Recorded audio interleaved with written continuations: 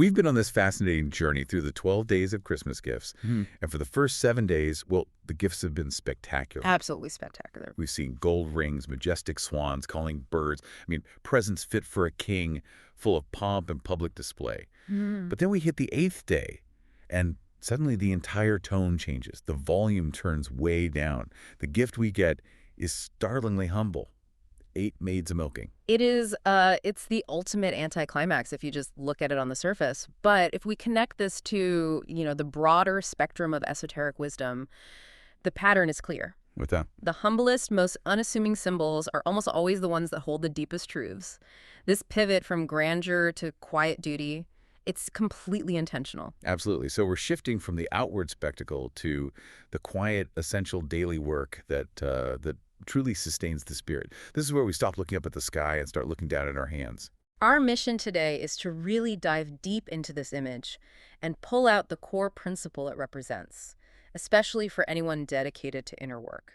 The idea is that true strength, true greatness, it lies not in the flash and fanfare, But in the faithful daily acts. exactly, the daily acts of discipline, of nourishment, and compassionate service. It's the great lesson of hidden labor. Okay, let's unpack this. A good place to start seems to be the archetype itself. Milk and the maid. Milk has to be one of the most universal symbols for life that we have. Oh, it is. It's the ultimate food of life. In nearly every ancient culture, milk represents purity, innocence, and spiritual sustenance. It speaks of the maternal, the gentle, the freely given. You see that in the Judeo-Christian tradition, right? You do. The Promised Land isn't just rich, it's specifically a land flowing with milk and honey. It's the perfect image of divine abundance and providence offered freely. It requires little more than, acceptance. And that's not just in the West. In Hinduism, the sacred cow provides milk as like the highest gift of the gods. It symbolizes nonviolence, nourishment. Devotion. It represents the source of life before you even need to till the fields or hunt. It's primal. Which brings us to the milkmaid.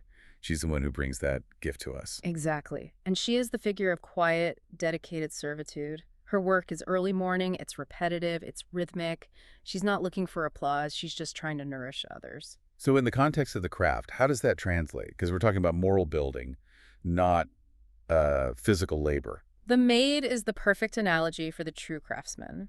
She works out of a sense of duty and love for the moral order, not for recognition. She knows her task is sacred, even if society sees it as, lowly. Her labor is essential, but it's unseen. Precisely. The most important work you do is often the work no one sees you do. So the 8 maids a milking symbolize that labor of care, the virtue of just showing up every day, and humility in action. It's about elevating daily maintenance into a sacred task. That makes perfect sense for the archetype. But now we have to talk about the number. Why 8 maids? Why not 7, which is all about completion, or 9? That's a crucial question, and it takes us right into sacred numerology, which is just so important here.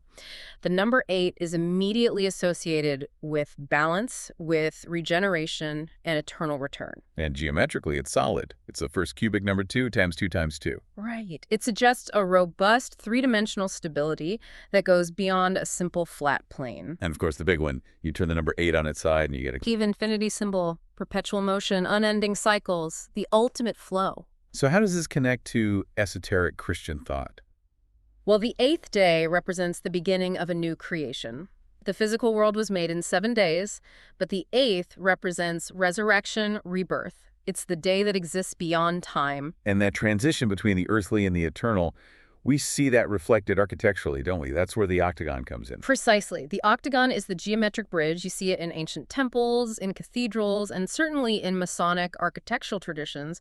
Think of those old octagonal baptismal fonts. It serves as the intermediary form between the square, which is the earth, the material world, And the circle, which is heaven, the divine. You've got it. It's not just a shape. It's a symbolic journey from the earthly square toward the heavenly circle. So the 8 maids are the agents of this cycle. They are. They're drawing essential nourishment from the physical, material world, the cow, the daily routine, to sustain the inner regenerative self.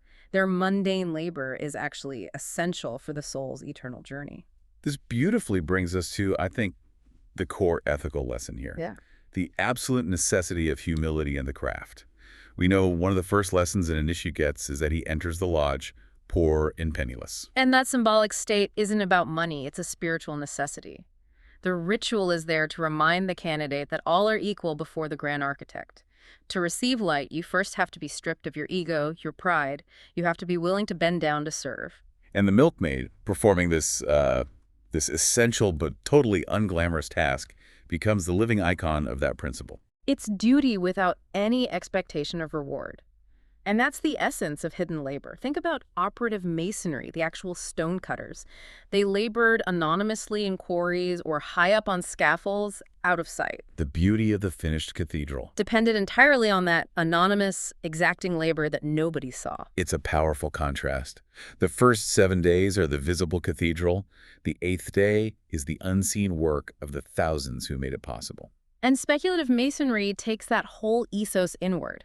The real labor polishing the rough ashlar, transforming yourself, is subtle, invisible. It requires daily repetition, that rhythmic, constant application of self-discipline, just like the milkmaid's task. You don't transform overnight. No, you transform through a lifetime of steady, quiet effort. And this is where we can circle back to the number 8 and its specific relevance to personal cultivation. It's often said the 8 maids represent specific virtues. They do indeed. The 8 maids embody the disciplined effort needed to cultivate the 8 primary Masonic virtues. You've got the 4 cardinal and 4 theological. So fortitude, prudence, justice, temperance. And faith, hope, charity, and sort of overarching all of them, humility. These virtues aren't just given to you. They have to be milked out of your nature through patient work. That's a powerful connection. How does the act of milking relate specifically to something like, say, prudence? Well, think about the process. Fortitude is the strength to get up before dawn and do the job no matter the weather. Prudence is using the right touch, respecting the animal, not rushing. It's the measured application of skill. Right. Temperance is not being greedy. You take what's needed, you respect the cycle.